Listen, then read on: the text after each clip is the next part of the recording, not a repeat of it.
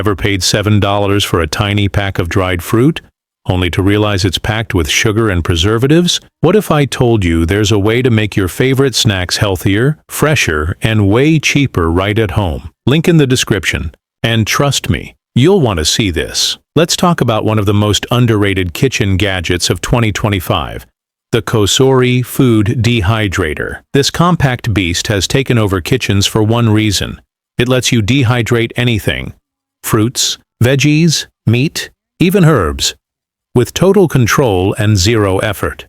It comes with 6 stainless steel trays, perfect for batch drying multiple foods at once.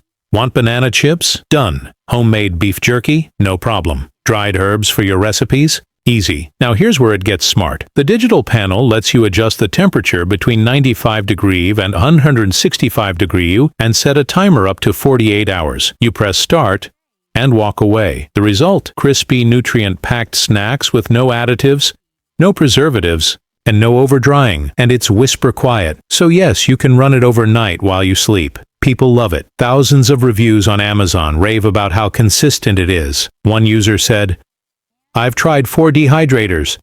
This one blows them all away." Of course, nothing's perfect.